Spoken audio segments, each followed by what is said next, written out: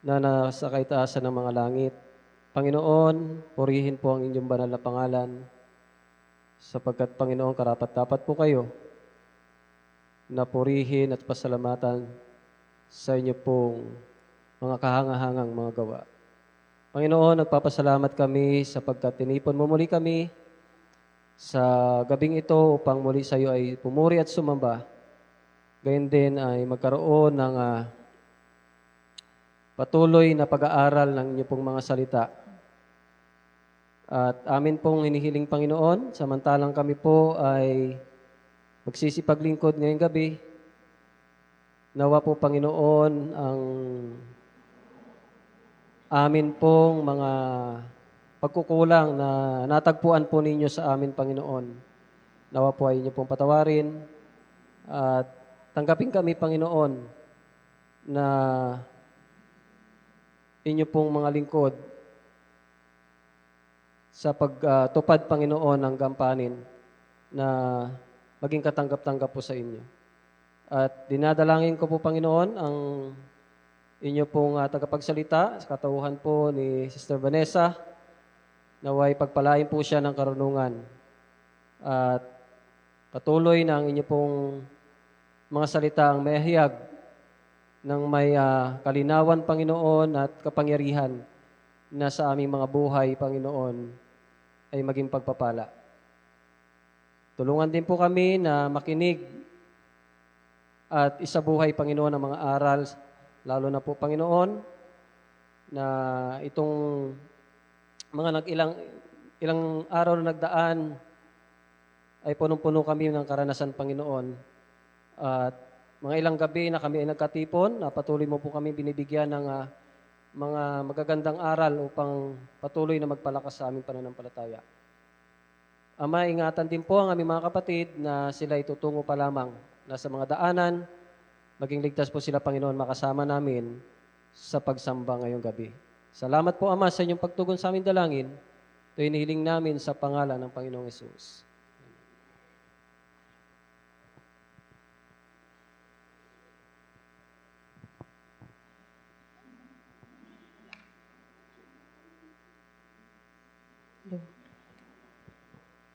Hello? Happy Sabbath po mga kapatid. Ayan, happy vesper din po. At sa paninimula po ng ika-pitong gabi ng ating week of prayer, ito po ay sinimulan ng tagapag-awit na sina Sister Joy at si Sister Yana. At ang panalangin po ay pinangunahan po ni Brother Melfred. At kami ang inyo pong tagapaglingkod na welcome remarks.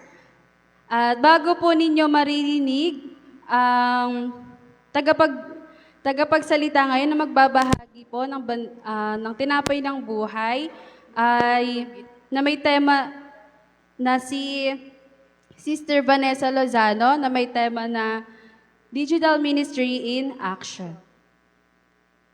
Bago po ang lahat, makakarinig po muna kayo ng kanta galing po sa pamilya ng Nugget Family. At ayun lamang po ang pagkakasunod-sunod ngayong araw po, ngayong gabing ito. Happy Sabbath.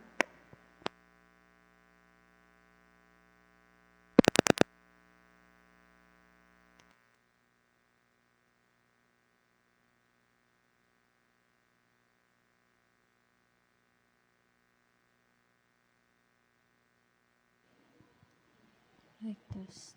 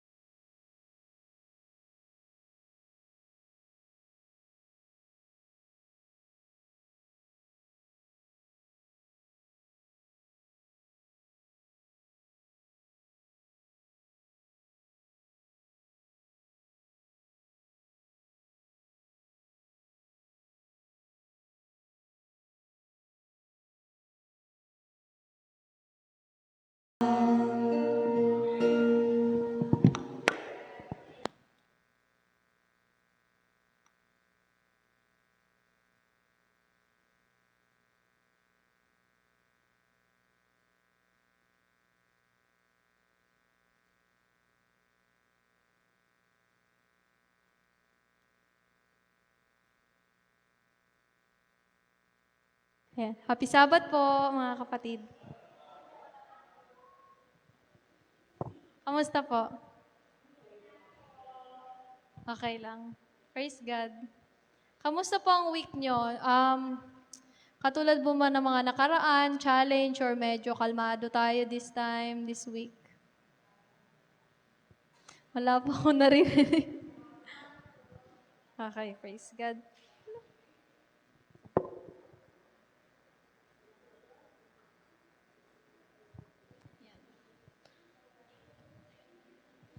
Ang ating pong topic ngayong gabi ay may temang Digital Ministry in Action.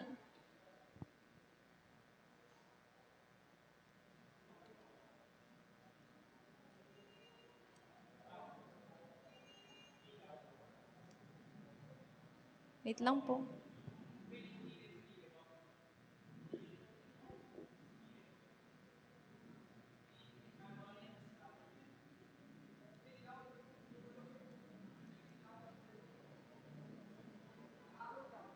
Arrow down.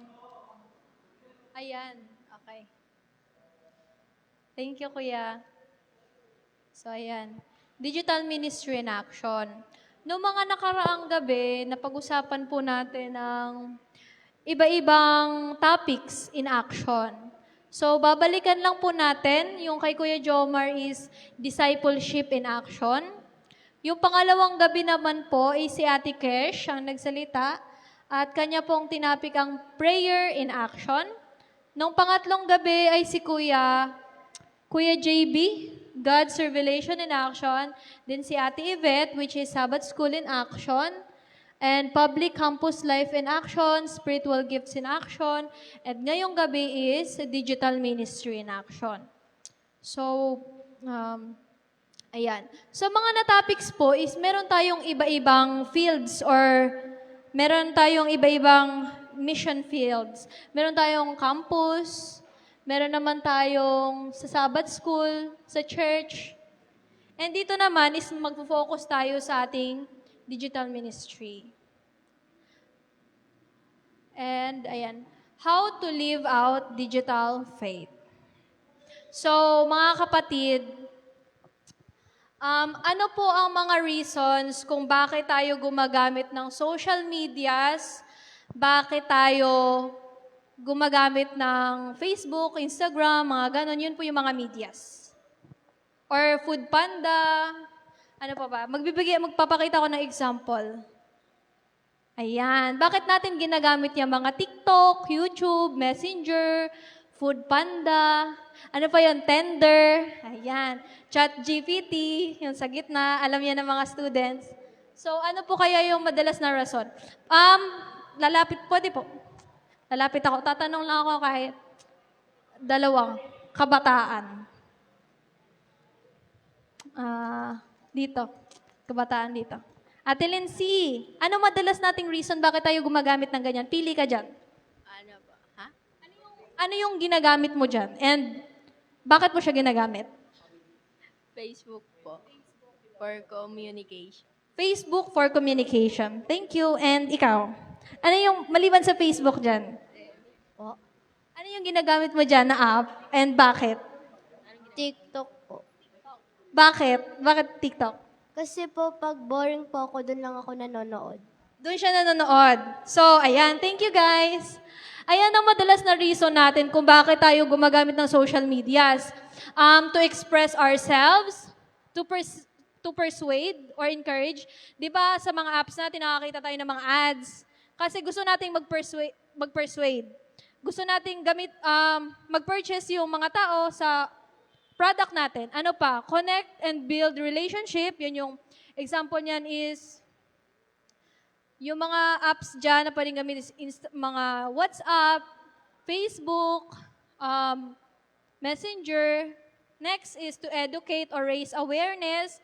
Nakikita din natin yan sa YouTube or Facebook. Mga real-time, mga live, solve problems or get help. Example nito is yung ChatGPT. Kung we are out of ideas, or minsan kahit may idea tayo pero we cannot arrange them, organize them, nag-ask tayo ng help ng mga apps na ito. And, ano ba? Ayan, entertainment. Madalas entertainment. So, thank you po. Ang ating Bible verse ngayong gabi, pwede nyo namang tingnan sa mga Bibles nyo, ay matatagpuan sa 1 Timothy chapter 4, verse 12. Sabi diyan, don't let anyone look down on you because you are young, but set an example for believers in speech, in conduct, in love, in faith, and purity. So, sino pang sinasabihan dito na young? Mga youth. And kahit po doon sa mga young at hearts. So, let us not, let ourselves, youth, na i-look down tayo because we are young. But we should set an example for the believers in speech, in conduct, in love, in faith. And madalas natin na ipapakita yon sa pamamagitan natin ng paggamit natin ng social media. Ayan. Social media is our modern mission field. So, ayan. Noong mga nakaraang gabi, ang mission field natin is yung school, yung sa church, sa labas ng church. Pero dito, nasa kamay natin ang mission field.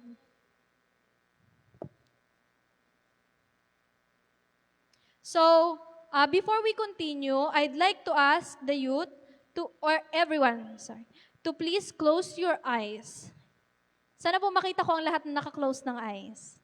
Ayan, kasi mag-i-imagine tayo.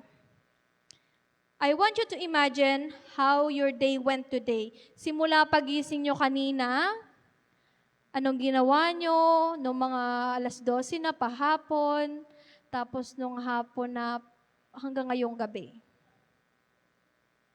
Okay na po. Nakita nyo na po ba kung ano mga ginawa nyo? Onting summary, okay. Ang tanong ko po is, meron po ba dito ngayong araw na hindi humawak ng cellphone? Pwede pong itaas ang kamay. So wala, lahat gumamit ng cellphone. Okay. So, phones, laptops, iPads, computers, lahat ng yon. And guilty po tayo. Ako din po, guilty ako na minsan nauuna ang phone bago ang prayer kasi titingnan ko kung 6 na babangon na ako. Kasi nag-alarm siya eh. Pag nakita ko na hindi pa ako dapat bumangon, so patutulog ako ulit. So, check ko naman yung oras ng cellphone.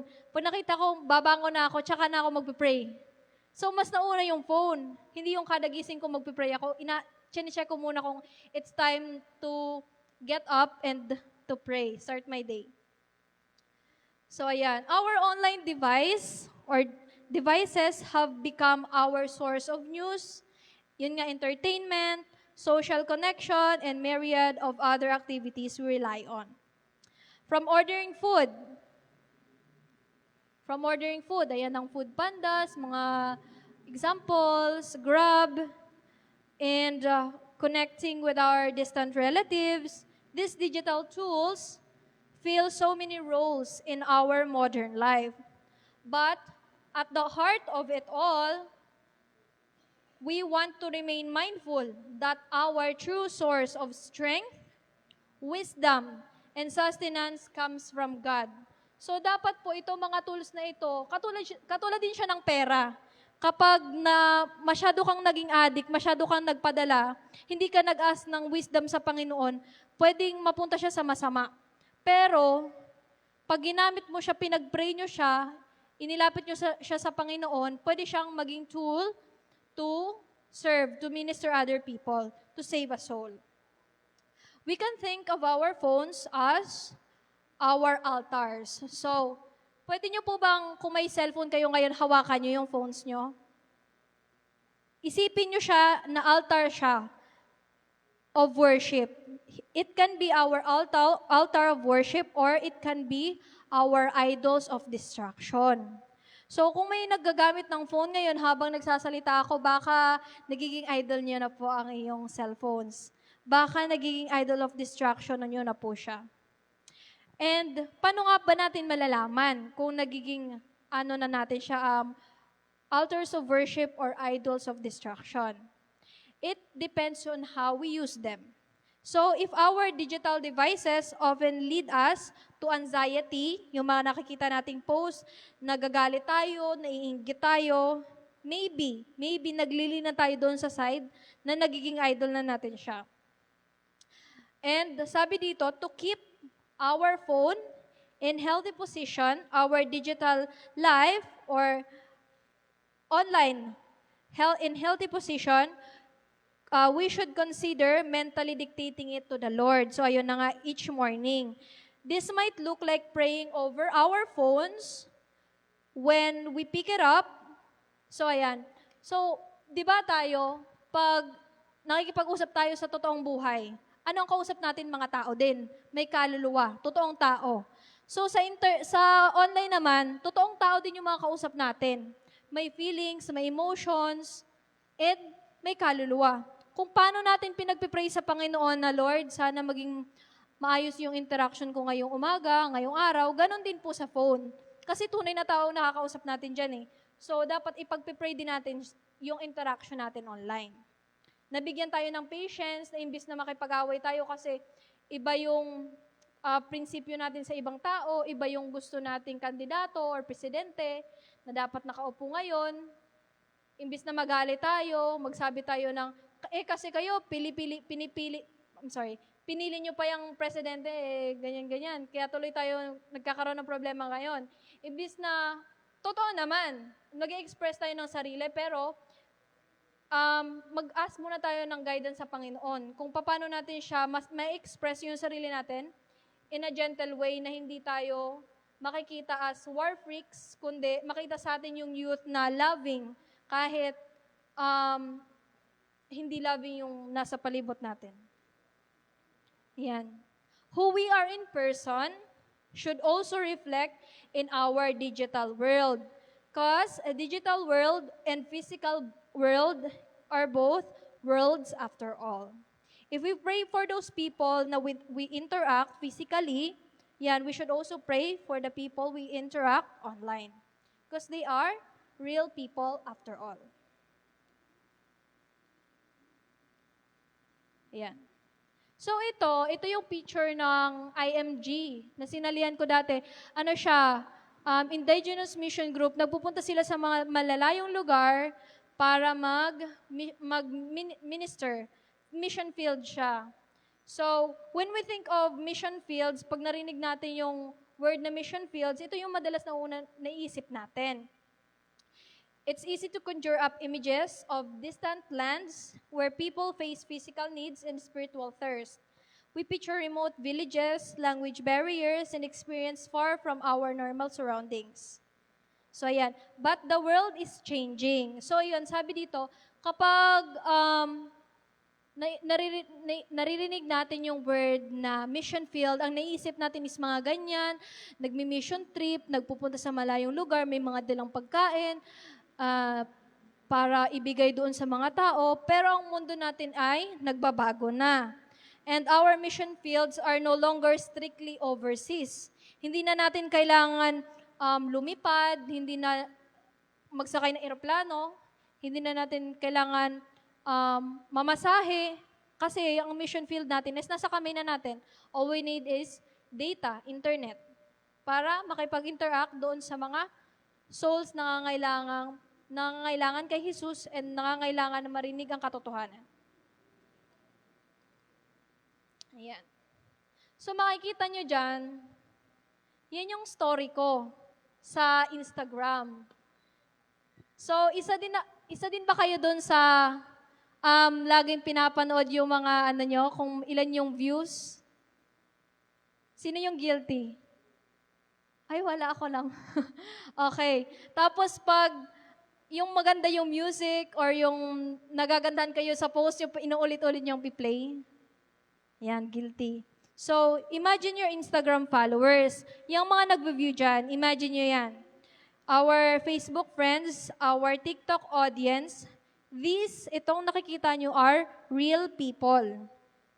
Yung iba dyan is classmates ko, yung iba dyan is family members ko. Yung iba dyan is mga kasama ko sa work. And sometimes, may mga hindi rin ako kakilala na pag tinitingnan ko kung sino yung naka-view, hindi ko sila makakilala. Ayan. So, ayan. Sabi nga dito, we don't need passport to reach them. All we need is willingness to post, comment, or engage with an authentic heart. So, ayan. Kaya, kailangan din natin maging careful. Kung paano tayo nagiging careful and mindful sa the way we act sa mga tao na nakakasalamuha natin physically, dapat maging careful din tayo sa social media kasi identity din natin yun eh. Kasi makikita ng tao kung ano ka sa personal, makikita din nila dun sa post mo, parang ibang tao to ah. Sa personal, sobrang timid mo, pero dun, parang balahura, kung ano maipopost mo na nonsense. So, mako-confuse yung tao. Ma-realize nila kung nagiging totoo ka ba, authentic, or may tinatago ka na side. Mako-confuse sila kung totoo ka dun sa personal or totoo ka dun sa online na nakikita nila. And Jesus spoke in Acts about witnessing in Jerusalem. So ayan, Jesus spoke about in Acts chapter 1 verse 8 about witnessing doon sa Jerusalem or kino-consider sila as mga taong malalapit sa atin. Meron din sa mga taga-Judea, sila yung broader community like yung work, yung sa church, yung sa community, and sa Samaria, witnessing about His love sa Samaria. Ito naman sa panahon natin ngayon ay ang people na hindi natin kilala or may mga ibang beliefs. Ito yung kasi Christian tayo. So may iba silang beliefs, siguro Hinduism, atheist, iba yung paniniwala nila sa atin. Pwede natin silang ma-reach dyan nang hindi natin namamalayan. So, that classmate from high school who still watches our story is a potential divine appointment. And our friend who sends message at 2 a.m. when they are in crisis. So, hindi na natin kailangan mamasahe or pumunta ng milya-milya, yumahin ng gabi. Ang kailangan lang natin is kausapin sila kung may crisis sila. Ayan naman. Ito naman yung isa kong post recently na 23 views. So, malit na siya sa akin kasi nasanay ako na madami nag-view ng story ko. And sasabihin nyo dito, youth, you might say, Ate Vane, sige, gagamitin namin ang social media as our platform, as our field to minister. Pero what if onti lang yung nag-view ng story namin? What if isa lang yung nag-view ng story ko? So, the truth is, influence isn't about a large number. It's about the depth of impact. Each person views our story, checks our latest tweets, or reads our post is a potential life impacted by message of Christ. So, ayan. It doesn't matter kung 100 views, hundreds yung friends natin sa Facebook. Ang importante, guys, is yung message. Katulad ngayon, nagsasalita ako dito sa unahan. Kahit sabihin natin, onti lang kayo, or sabihin natin puno yung church, pero kung wala namang natatouch sa sinasabi ko, parang nonsense yung pagpunta ko dito, nagsasayang lang tayo ng oras. Parang ganun siya. So, it doesn't matter as long as willing tayo magpagamit sa Panginoon, siya ang magmumultiply nun. Do not underestimate the power of a single verse, a brief encouraging note, or compassionate response. Just one post points to Jesus can speak volumes to a person journeying through loneliness or doubt. So dapat, hindi natin i-underestimate. Kasi, katulad niya, na-experience nyo na ba guys na naglilinis lang kayo, tapos nagpatugtog kayo ng Christian song, tapos maya-maya na-hit kayo ng song, hindi nyo na natapos yung nililinis nyo kasi umiiyak na kayo. May naka-experience na ba ng ganon? Si Kuya Chris, ako din experience ko na. So, bakit? Kasi hindi mo kailangan na maraming makapakinig ng music mo. All you need to do is willingness. So yung umawit noon, nag-post nung song na yon, willingness lang. Nagpagamit lang siya sa Panginoon. E tingnan nyo, nung times na yon, hindi ko alam na ganun pala yung pangangailangan ko sa Panginoon nung narinig ko yung kanta na Your Grace Still Amazes Me. Lagi ako nagsiserve sa church, minsan wala. Di ko, parang, na lang siya, natural na lang. Hindi ko alam na kailangan ko pala ng reminder. So all we need to do, magpagamit lang tayo sa Panginoon. Hindi natin kailangan kung matatouch ba yung viewers ko, may natouch ba dyan. Ang isipin lang natin is, nagpagamit tayo sa Panginoon. Kasi ang Panginoon is, minumultiply niya. Hindi lang sa atin, kundi sa iba. Next one. Ayan. Ito po yung mga practical ways on how to live out our digital faith. So ito yung mga guides kung paano tayo makaka-reach online. Ayan, yung be real, not churchy, engage, don't just scroll, use our unique talents. Unahin natin yung be real and not churchy. Nababasa niyo po ba?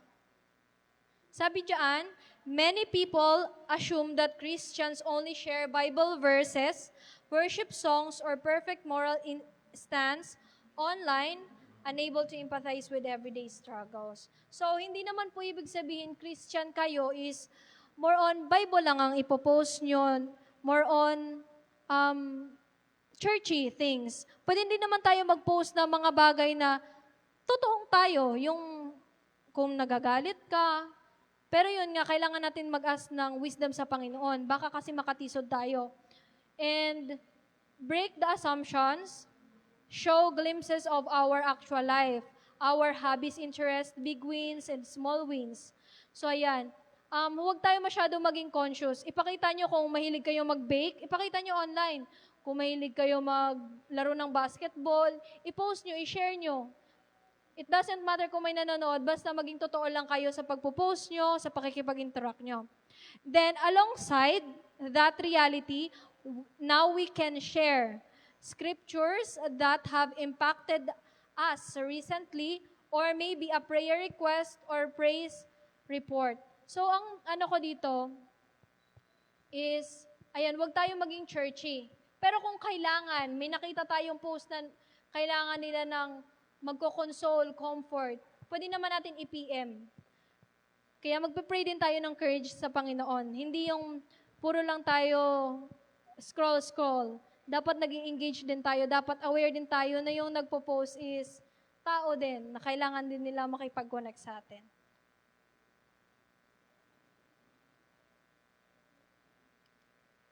Next one. Ayan nga, engage. Don't just scroll. Small gestures of empathy or encouragement can profoundly touch someone's heart. Even quick, sincere reaction can open a door for a deeper conversation. In a digital world often filled with negativity, cynicism, and trolling, your warmth and kindness can still stand out as powerful witnesses to Christ's love. So, praise God kasi recently, hindi ko alam kung dahil ang lagi kong pinapanood online is related sa Panginoon, pero ang daming vloggers na nito lang, like sila, sino ba yun? Yung papa ni Kidlat, sino nga yun? Guys, sino yun? Yung asawa ni V, si Kong. Ayan. Di ba, palamura yan sila? Pero recently, nag-share sila ng ano, di ba? Na, di ko alam kung napapanood nyo. May mga, kasi, ayan, naging media. Hindi naman ibig sabihin, parang tayo lang din yung mga tao na yan. Dati tayong ganto, pero just because na may nakipag-interact sa atin, pinakita sa atin yung pagmamahal ng Panginoon, is unti-unti nagbabago. So, hindi naman completely nagbago yung mga vlogs nila, pero nakikita sa kanila. Nagpipreach sila about sa Panginoon. So we don't have to be righteous. All we need to do is lumapit sa Panginoon and i-reach yung mga souls na kailangan ng Diyos. Kasi hindi natin alam, para silang mga Paul sa panahon natin ngayon, di ba? Hindi natin alam na rebelde sila kasi hindi nila nakita kung yung image ni Christ. So, ayan. Isa din example nito is pag nakakakita tayo ng nagpo-post, katulad ngayon, madami yung nag-move up. Madami ang may mga honors. Napapagod na ako sa kaka-heart, kaka-comment ng congratulations kasi ang dami-daming with high honors recently. Unlike dati, onti-onti lang. Pero ngayon, praise God, kasi ang tatalino ng mga kabataan. Nakikita talaga. So, ayan, mag-engage. Minsan nakakapagod, pero sa onting gestures na yon, mag-comment ka lang ng so proud of you, na-appreciate nila yon. Kasi ako, ganun din ako parang, kino-compare ko dati kung ilan yung nag-comment sa post niya or sa post ko, nakikita ko yung tao mga proud sa akin. Doon ko nakikilala na, may pake siya sa akin. Kasi nakapag-comment siya, onting oras, pero naibigay niya. Naipakita niya yung support niya sa akin kahit malayo kasi online. Ayan. And isang example din dito, yung notes, alam niyo yung notes sa Messenger? Praise God kasi may madaming sobrang totoo sa notes. Di ba? Pag tinanong mo, kamusta ka naman sa personal? Okay lang ako. Pero pag uwi mo, nakita mo yung notes niya, masakit ang likod. I'm so tired. Ganon. Tapos ako naman, hindi naman ako chismosa, pero yung naano din ako sa kanila na, uy, kamusta? Masakit ang likod mo? Same. Tapos doon na magsa-start yung conversation nyo na, bakit ang sakit mo ng likod mo? Ano ang pinagagawa mo recently? May run kasi kami bukas. So, in that small talk, nakakabuild tayo ng relationship na maglilid na sa atin in the future na makikipagkwentuhan na sila sa atin. Kung dati sila mahiyain, nag-open na sila sa atin. Naging best friend na natin. And meron dyan minsan na, nakakainis kasi ganyan. Ay, ganun din pala sa inyo, sa amin din. So, kahit onting lang, tapos sa susunod, imbis na yung pag-usapan nyo is problema na problema lagi, mag-share ka sa kanya ng word ng Panginoon na pwedeng tumulong sa kanya para ma-overcome yung nararanasan nila. Or, kung wala ka namang Bible verses, pwede ka namang mag-offer ng prayer. Sobrang dali lang. Na, I'll pray for you mamayang gabi. Tapos may nagre-reply din sa akin na minsan na, I'll pray for you then. So, hindi ko alam kung nagpipray sila, pinagpipray din nila ako. Pero, alam ko sa sarili ko na meron akong naka-engage this day na naipag-pray ko dahil lang doon sa pag-reply ko ng notes nila. Next one, pangatlo, is use your unique gifts. God's word is clear that each member of the body of Christ has distinctly gifts. It is found in Romans 12:4-8. So, alam kong kailangan natin ng exercise. Di ko alam kung naboboard na kayo sa topic natin ngayon. Pero pwede po bang tumaas ng kamay dito yung hindi pa na-realize yung gifts nila? O lahat tayo na-realize na natin yung gifts natin? Okay, perfect. So, lalapit ako ulit tatanungin ko kayo. Kung ano yung, kasi walang tumaas ng kamay. Ayan. Si kuya, si sister na lang. Ano po yung gift nyo sa palagay nyo? Wala? So, hala. Okay, sige. Sino po? Ayan. Si brother na naka-red. Ano po yung spiritual gifts nyo? Opo. Talent din sa pag-awit siguro. Sa pag-aawit. Isa na lang po. Si ate. Spiritual gift. Help. Ayan. So, kung meron po dito sa atin na hindi pa na-discover yung gifts natin, ipanalangin po natin siya sa Panginoon kasi wala pong tao na walang gift. Lahat po tayo may gift. Lahat po tayo binigyan ng Panginoon ng gift, hindi lang po natin na-discover pa. So, doon sa mga magpipray mamayang gabi, panalangin po natin yung mga kapatiran natin na ma-discover nila yung gifts nila. Ayan. This diversity is by design. Some are naturally communicators, while others are visually creative. Some excel in singing. Some in playing instruments, while others are more inclined towards coding, gaming, writing. Ayan. You do not have to mimic someone else's style or gifts. You simply need to ask God for leverage. To leverage what is already given to you. So, meron po ako mga kakilala online, like si Moises, yung kasama ko sa HIS, na kumakanta siya online, nagpo-post siya online. Meron naman akong kakilala si Ate Kesh, mahilig siya mag-running. So, ayun, sa simpleng pag-Facebook natin, nakikita natin yung mga hindi na, yung base, yung ano nila, parang mga hobbies nila, mga parts ng kung sino sila na hindi natin nakikita pag nasa bahay lang tayo.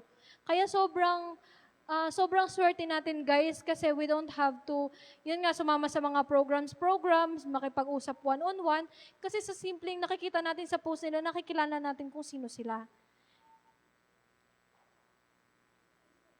Yan.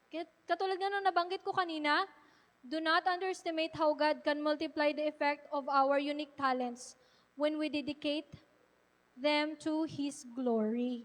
Kasi ang Panginoon ang magmumultiply. Ang Panginoon ang magmumultiply sa sarili natin, and siya rin ang magmumultiply dun sa iba na natouch mo. Maring yung natouch mo is mag-testify siya. Tapos yung ang testimony niya is, kasi nakakinig ako somewhere, nakakita ako ng post na somewhere, and na-remind ako ng pagmamahal ng Panginoon. And nung pag-testify ko naman is meron din nakikinig na nung nagsasalita kasi siya, nakakita daw siya ng post. Hanggang sa nung siya na naman nagkwento sa group niya, meron na namang na-touch. So ang Panginoon ang magmumultiply ng talents natin kapag magpapagamit tayo sa Kanya. Ayan. So yun yung 4. We should be real, not too churchy. Hindi yung very holy. Ipakita natin yung vulnerability natin. Yung totoong tayo na nag-fail tayo. But, tumatayo because of God. Because lumalapit tayo sa Panginoon. Hindi yung tumatayo ng sarili natin. Kasi hindi natin kayang tumayo ng tayo lang. Kailangan talaga may support ng Panginoon. Then that's the truth. I'm just saying it because na-experience ko siya. Kasi kahit hindi ko na-experience yan, yan ang totoo. Yan ang totoo, hindi man natin nare-realize, pero hindi man natin nakikita. Pero ang Panginoon ang nagpo-provide sa atin araw-araw. Kaya yung mga times na, meron nga si mama, pag nagkukwento siya sa akin, hindi ko alam ate, hindi ko alam, ganito lang yung sahod ko, pero bakit nasa-survive? Praise God. Kasi, wala talaga kung i-compute, hindi talaga namin maintindihan, hindi talaga namin makakomprehend kung paano, pero na-survive namin. And we thank God. Kasi yung mga prayers namin, nauubusan na lang kami ng prayers. Sinasagot niya. Maging totoo lang tayo na, Lord, grabe na yung utang namin. Lord, kailangan ko na mag-aral. And hindi naman ang Panginoon bingi sa prayers natin. Mahal niya tayo lahat. Special tayo sa Kanya lahat. Ibig sabihin, kahit bata ka, Liam, asan si Liam? Ayan, kahit bata ka, yung prayer mo, it matters to God. So kahit may edad na, matagal na kayo sa church, pinapakinggan ng Panginoon din ang prayers nyo. Ayan, use our unique gifts and build, ayan, meron pa palang isa. Building consistency online. So ano na din natin to kanina, yun nga, kung ano yung sinishare natin online or kung sino tayo personal, dapat nakikita din siya online kasi mako-confuse ang tao kung sino ka ba talaga. Mako-confuse ang tao kung ang totoo, mabait ka or performative ka lang. Talaga bang mahal mong Panginoon kaya ka nag-church or nagsisik ka lang ng validation? Or katulad yan, pag nasa church ka, sobrang mo ating mag-forgive, pero sa post mo, ano ba yan? Example, yung nag-show ka ng unforgiveness. Nagiging makikita sa post mo na nagagalit ka na, pag ako, huyo kayo, ganon. Pero pag sa personal, kailangan natin maging mapagmahal, ganyan. So, paano ka paniniwalaan ng tao kung may dual identity ka? So, kailangan maging isa lang yung identity natin online and sa physical. And move na tayo. Ito yung 5. So, hindi naman siya sobrang mahaba. Practical examples of digital mission. First one is Zoom Bible Studies. So, ayan. Ito yung mga friends ko, yung sa taas, mga ano yan sila, meron diyang born again, yung nakasando, tapos yung tatlo Catholic. Pero praise God kasi hindi man kami magkakasame ng religion, is nagkakaisa kami ng faith. Alam niyo yung, meron kasi kaming banda na ginagawa. Meron na kami mga songs, hindi pa namin nilalabas kasi natatakot namin, yung nakasando, leader siya, na baka daw makopyright, ganyan. So, every time na mag-meeting kami, ako yung nagpapacilitate, sabi ko sa kanya, pwede ba tayo mag-Bible study? So, ayan, praise God kasi sa pamamagitan ng pagba-Bible study namin, is nakikita ko yung how they view God, ano yung relationship nila sa Panginoon, and ako din, na hindi lang puro nandito sa loob yung nire-reach, kundi yung mga nasa labas or malalayo sa Kanya na ipakilala ko yung Panginoon. By that, using these platforms. Ito namang sa baba, ito yung mga kasama ko dati sa AUP. So, meron kaming GC ngayon na prayer circle. Meron kasi ako diyang kaibigan na pinagpipray niya talaga na gamitin siya ng Panginoon sa praying ministry. Yung magko-collect ng mga prayers and ipagpipray niya si Shikay na siya yung sa may right na sa taas. So, ayan, gumawa siya ng GC and sabi ko, sige, go lang, i-add mo lang ako. So, ayan, kaya pag may nagre-request sa akin ng prayer, hindi lang ako yung nagpe-pray. Sinesend ko din sa GC. Kasi pinagpe-pray din nila. So, praise God kasi nagagamit ang social media. We don't have to wait months. Sa panahon nila dati na pag magme-mail sila, di ba? Sobrang tagal pa or pupuntahan mo pa sa bahay para maipag-pray. Yan, online. Maipag-pray mo na yung mga kaibigan mo. Next one. Hashtag movements.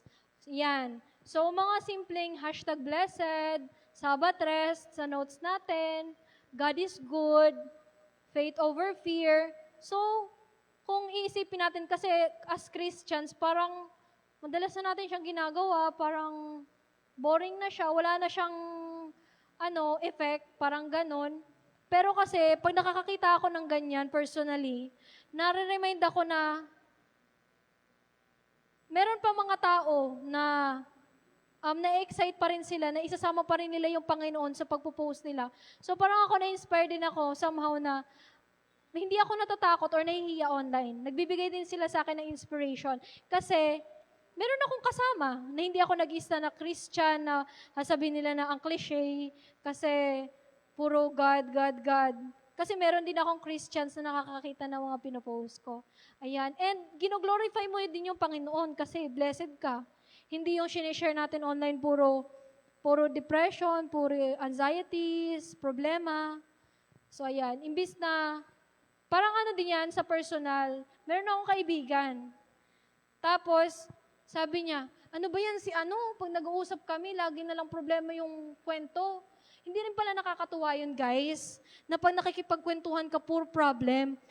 Okay na mag-share tayo ng problem, pero dapat nag-share din pala tayo ng wins natin sa buhay. Hindi in a bragging way na nagpapasikat, pero yung way na nag-share ka na masaya ka. Kung paano ka nag-share ng problema, dapat ganun din tayo nag-share ng happiness. Kasi alam niyo siya, sabi niya, every Sabado na lang, imbis na nagsisimba ako kasi para ma-refresh, nag-ano siya sa akin, puro problema, binibigay niya, ako nahihila na din. Sabi niya. So, sabi niya, kahit man lang magkwento siya minsan ng magandang nangyari sa buhay niya. Kaya ayan, pag nakikita niya, imbis nakausapin niya, parang umiilag siya kasi nahahawa daw siya. So, pwede natin siyang i-apply online na hindi puro problema, yung nakikita natin, ang dami nang binabaril ngayon. Ang dami nang nababaril. Parang nakakatrauma na nga Facebook. Kasi, daming nasasaksak, ang daming namamatay, ng binabangbang. So, pero praise God kasi hindi lang puro doon yung nakikita ko. May nag-share pa rin ng inspiring na mga post. Ayan, storytelling threads, pwede natin siyang gamitin. So, ang post ko dyan, yan yung sahis, yung mga pinupuntahan namin yung mga lugar. So, Ang ganda niya lang kasi pag kami magkakasama nakakalimutan namin, yung pictures lang yung nakikita namin. Pero pag nagsa-storytelling ka, pag nakikita ko yung post, nababasa ko ulit, nare-remind ako kung ano yung nangyari nung araw na yon. Oo pala, ito yung nagpunta kami ng ang Lasal na nag-concert, ganon. Ganito yung mga kasama namin. So ayan, pwede tayo mag-storytelling kahit walang makabasa in the purpose of yung pwede nating balikan in the future. Next time is creative media. So sa panahon natin ngayon, usong-uso ang memes. Sino ang hindi nag-share ng memes? Ayan, so lahat nag-share ng memes. So, yan yung nagamit kong example kasi as a Gen Z, kailangan natin ng something na ma-attract tayo, mahuhook yung mga nakakakita ng post. Alam niyo yung pag nag-advertise, di ba, yung mga tao, may mga iba na nagagano ng kalabaw, may iba na binabangga ng kalabaw para mahook yung manonood and panoorin nila yung pinakalas ng video. So ito yung idea, naisip ko kasi pag nagpo-post ako ng meme, ang dami-daming nanonood. Tapos ang ganda niya lang kasi through that, pwede ka mag-share ng something truth sa Bible. Pares niyan. Sabi diyan, yung sa baba, what's your name? Simon. Tapos nung si Jesus, sabi ni Jesus, hello Peter. So parang ang simple niya lang, nakakatawa, pero may nako-curious na, katulad kapag may post ako na hindi ako familiar, pero yung nag-post is kakilala ko, ganyan. Ano ibig sabihin nito? So mag-reach out sila sa'yo. Yan kasi yung si Paul na nung nakita, si Simon, yan si Simon na nakita siya ng Panginoon, na pinalitan yung pangalan niya. So pwede tayo mag-share. Tapos, nobody. Jesus Christ on the third day. So mga curious sila yung mga walang alam sa Bible. Bakit ganito yung context? Ano ibig sabihin nito? Tapos curious na sila na, okay, kasi on the first day, ay nung Friday is namatay siya, Saturday, Sunday, nagpahinga siya, and Sunday, na gumising. So ayan, mga simpleng, pagpo-post, mga memes, creative way, mahuhook sila and magkakaroon sila ng idea. Actually, doon din ako nakukuha nung ibang mga vloggers, kapag nagpo-post sila ng something na baliw-baliw sa una, pero in the end of the video, may message. So, ayan. Pero kung guilty ako na minsan pag verse agad, parang, nabasa ko na yan. Scroll ulit. So, ganon. Kailangan natin din mahook. Katulad nung ginagawa natin sa church, na nagbibigay tayo para mahook din sila and makita nila yung pagmamahal ng Panginoon. Last one is silent encouragement. Sometimes, not about posting at all. It's about quietly offering direct words or comforting and supporting to those who need them. This might look like a message saying, your post really resonated with me. Ayan. Nakat. So, ang example ko dito is yung notes pa din. Or pag may nakikita kayong profile sa Facebook na may kandila. So, alam na natin na it's either may namatay or they are not feeling well. So, sa pamamagitan ng post, di ba, nag-chat kayo. Anyari? Sino namatay? So, di ba, in person, hindi natin alam. Nakatabi pala natin, hindi natin alam na namatayan na pala. Pero nung nag-open ka lang ng Facebook, hala, katabi ko lang to kanina. Bakit ganyan? Doon na kayo magsa-start ng conversation. Doon ka na mag-offer ng, sorry for your loss, tapos ipagpipray natin sila. Or dyan naman yung sa notes nga, na hindi sila makapag-share sa atin kapag katabi natin sila. Pero dyan, sobrang active nila, and naipapakita nila kung anong totoo nararamdaman nila at the moment. So, ayan. Doon sa mga practical examples ng digital mission, pwede po kayo dyan pumili kung meron po kayong hindi pa nagagawa or may plano po kayong mag-minister online. Pwede nyo pong gamitin yung Zoom sa pagba-Bible studies or Google yung Google Meeting, Google, Gmeet, yung mga hashtag movement sa mga post natin, yung mga storytelling threads, yung creative media. Example po niyan is kung magaling din kayo sa mga editing ng mga PowerPoints, may nakikita po akong ganyan na nagpo-post sila, meron din po ngayon, yung alam niyo yung mga pagkain na nagsasalita. Yung, ako si itlog, kailangan mo kong kainin kasi ganyan. Ako si broccoli, ako yung nagpapalakas ng ganyan. So, meron nang gumagamit no na, ako si Simon, ako yung niligtas ng Panginoon ng ganyan. Ako naman si Paul, dati akong masama ugali, pero ngayon nagbago ako ng dahil sa pagmamahal ng Panginoon.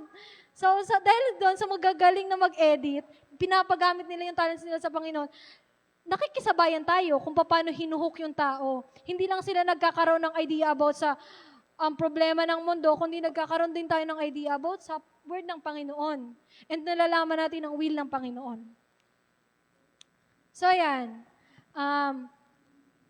Magkakaroon po tayo ng mga magpa-facilitate. Ito po yung mga katanungan na sasagutin ng bawat grupo.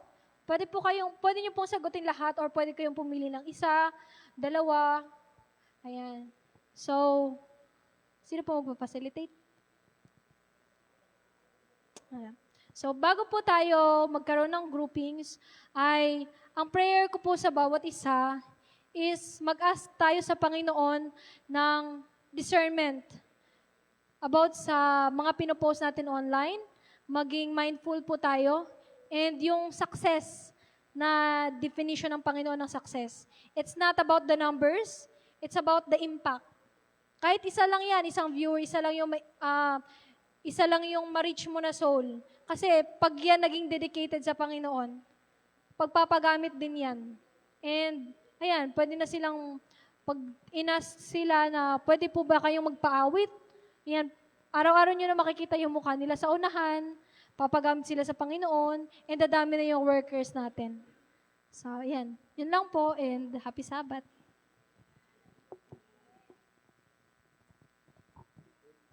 Mga kapatid, igugrupo ko po kayo lahat.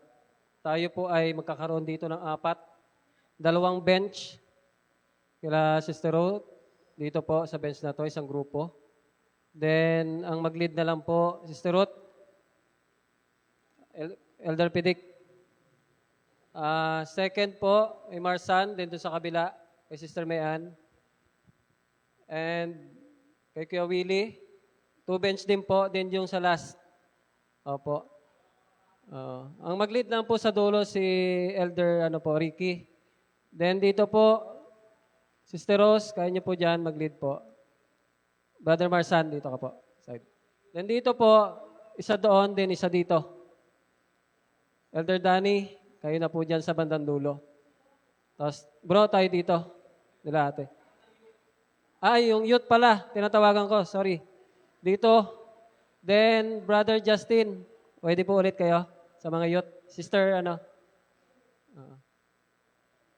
dito mga youth, sa harap. Dito. Then, yung prayer po natin, pwede po tayong mag-pray individual. Then, tatapusin po nung pinaka-leader po ninyo dyan sa group. Yung prayer natin. Youth, dito po kayo.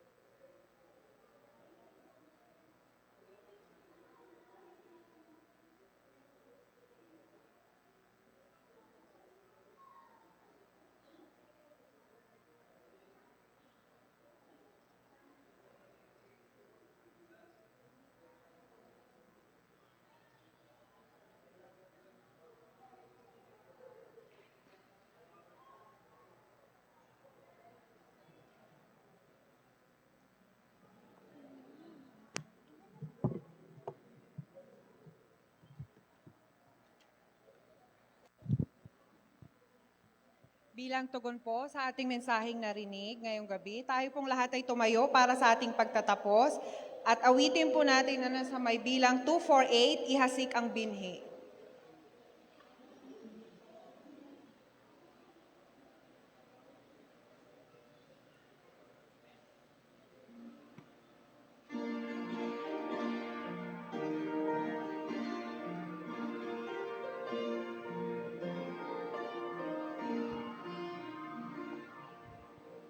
Ihasik ang bini ng magandang buhay, maging sa umaga o tanghali man. At ang pag-aani kapag kadumatang, kakampi ng ating pinagpaguran. Ang ating binhi ay magbubunga, aanihin nating walang pagsala. Ang ating puso ay liligaya, ang pinagpaguran kung makita na.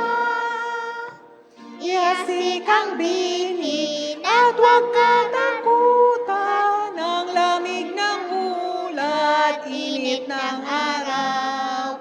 Ang bunga ng ating Ang bunga ng ating pinagpagalan. Ang ating binhi ay magbubunga, aanihin natin walang pagsala. Ang ating puso ay liligaya, ang pinagpaguran kung makita na. Ang binhi ni Kristo sa ating iniwan, ihasik din kahit may kahirapan. Ang pagod at luha kung mga karaan, ang bungang kasunod ay katuwaan. Ang ating binhi ay magbubunga, aanihin natin walang pagsala. Ang ating puso ay liligaya, ang pinagpaguran kung makita na.